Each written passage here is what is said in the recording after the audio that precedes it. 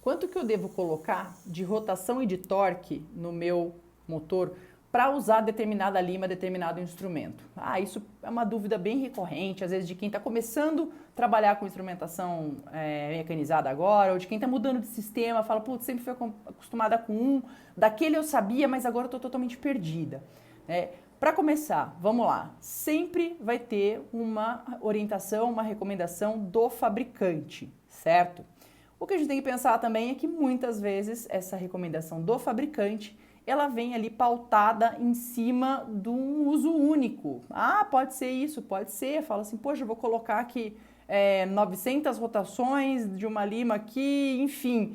E pode ser que isso tenha sido orientado pensando num uso único. Então, vamos lá, além das orientações do fabricante em si, você tem que ter um pouco ali de bagagem para conseguir ter um discernimento do que é mais adequado de acordo ali com aquele seu caso, certo? Então, uma orientação geral, tá? Para começar assim a poder estabelecer talvez alguns pontos ali para você que está nesse ponto, está começando, está mudando de sistema e que podem te ajudar nessa orientação, é o seguinte, eu tenho que olhar para duas coisas, né? Tanto para o meu instrumento quanto para o meu canal. Com relação ao meu instrumento, eu tenho que conhecer o meu instrumento. Então, esse meu instrumento aqui, como que ele qual que é o tip, qual que é o taper dele e qual que é a proposta desse instrumento aqui. Então, no caso, eu estou com um exemplo aqui no instrumento 1505, que a proposta dele é exatamente de ser uma lima de glide path, uma lima ali que vai, né, antes das outras para criar uma guia, um caminho seguro e depois eu trabalhar com instrumentos mais calibrosos. Quando que eu uso essa lima aqui? E aí é o segundo ponto que a gente olha o quê? Para o terço que eu vou trabalhar com esse instrumento. Eu estou trabalhando em que região do conduto? Primeiro, eu posso fazer assim, olha, dentro da técnica do protocolo de preparo que eu uso, dos princípios de preparo que eu tenho, uma técnica coroápice segmentada, onde primeiro eu trabalho corpo de canal, que é exatamente o que a gente preconiza aqui nos nossos protocolos da Endolovers, é o seguinte, vou trabalhar primeiro corpo de canal, ou seja, terço cervical e médio, e depois vou trabalhar terço apical, ok? Então são dois momentos diferentes, com duas propostas diferentes para esse instrumento aqui. Porque é muito diferente eu pensar em criar uma guia em corpo de canal, terço cervical e médio, onde eu tenho normalmente uma porção mais retilínea do canal, um conduto ainda um pouco mais amplo, por mais calcificado, mais atresiado que ele seja, normalmente aquilo está mais amplo do que eu vou encontrar ali em região apical. E outra, região apical, ela pode contar com outros desafios, que são, além daquele conduto mais atresiado, são múltiplas curvaturas. Então, tem uma curvatura que eu estou olhando ali, radiográfica, né, de mesial para distal, mas eu posso ter também curvaturas ali, né, em profundidade, vestíbulo lingual, vestíbulo palatina, certo? E múltiplas, né, não necessariamente uma única. Então, na hora de falar, poxa, agora eu estou trabalhando com esse instrumento em corpo de canal, é uma coisa. Estou trabalhando em terço apical, opa, é diferente, tá? Então, eu tenho tanto, apesar de nas duas situações eu tenho um mesmo instrumento, eu tenho uma mesma massa de instrumento aqui, né, um mesmo tanto de metal que eu tenho aqui, é diferente o que eu preciso colocar ali, ou que vale a pena, né, de maneira bastante segura de eu trabalhar, vale a pena eu acionar o quê? Até qual torque, qual limite de torque e qual que é a rotação realmente necessária para eu conseguir a limpeza em cada ponto. Se a gente pensar, né, que essa porção de terço cervical e médio, a gente acaba tendo, querendo ou não, né, a gente acaba tendo uma região, um maior volume ali de porção, de parede de canal para ser limpo, né, para ser instrumentado, faz sentido, né, nesse ponto ali que eu tenha assim, né, uma limpeza, um maior corte de material e que eu tenha então para isso às vezes uma rotação mais alta, tá? Só que eu estou trabalhando numa porção do conduto normalmente um pouco mais segura por conta, né, da anatomia esperada para terço cervical e médio.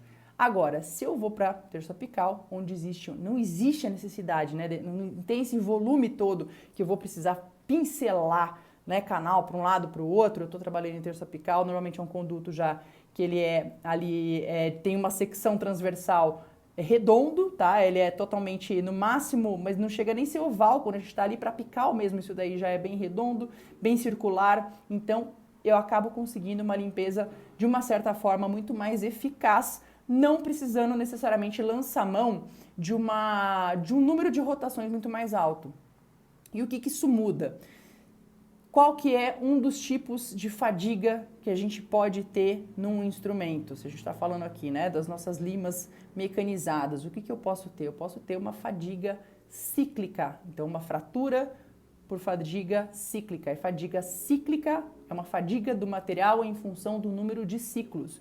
O número de ciclos, a gente está falando do número de rotações, ou seja, de cada volta que esse instrumento completa ali de alguma forma dentro do conduto.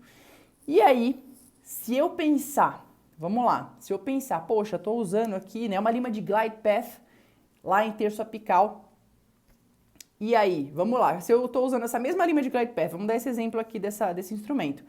E eu estou usando em terço cervical e médio, primeiro que é uma lima de glide path, tá? Não é a lima de shape final desse corpo de canal aqui não. Mas eu posso pensar, eu falo, vou trabalhar aqui num torque 2.8 Nm e 400 RPM como número de rotações para terço cervical e médio, essa lima aqui de glide 1505, ok? Beleza, seria show de bola. Agora, se eu vou usar esse mesmo instrumento, às vezes para terço apical, como um glide apical, ou seja, o primeiro instrumento que eu vou usar ali depois de uma patência e tudo mais, eu posso reduzir, eu não preciso de 400 RPM, eu posso passar ali, né, de uma maneira bastante segura e eficaz também de limpeza para 300 RPM. Né? Esse 300 RPM num torque, por exemplo, aqui de 2.4, 2.6 Nm, dependendo do material que você está usando, dependendo do seu sistema, do seu instrumento, certo? Mas, de maneira geral, seria uma recomendação aí bastante adequada, vamos falar assim, né? Diferente, se eu estou trabalhando, poxa, eu vou trabalhar aqui em terço cervical e médio com um instrumento que ele tem maior massa de material aqui, um 2508, tá? E esse instrumento aqui, qual que é a proposta dele? Estou usando, olha só, para trabalhar corpo de canal e eu vou fazer desgaste de curvatura, eu preciso de uma capacidade de corte, às vezes realmente uma rotação mais alta para eu aumentar essa eficácia de corte, né, especialmente nessa região e nesse momento, com essa proposta de finalizar o preparo de corpo de canal. Então, posso colocar 500, 600 de rotação aqui nesse caso, né, e um torque de 3, às vezes 3,5, dependendo da lima que eu estou trabalhando, e aí sim eu vou utilizar então um torque mais alto, uma velocidade mais alta, um número de rotações mais alto, em função, né, do instrumento em si, né, da construção desse instrumento em si e da proposta que ele tem ali naquele ponto do canal, exatamente ali daquele terço, certo?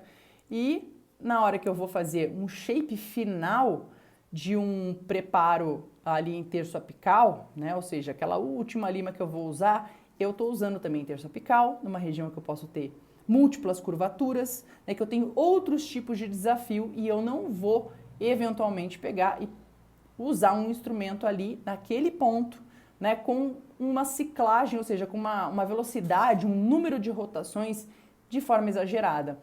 Então, novamente, para terço apical, nesse momento, por exemplo, aqui estou usando um instrumento 2504, né?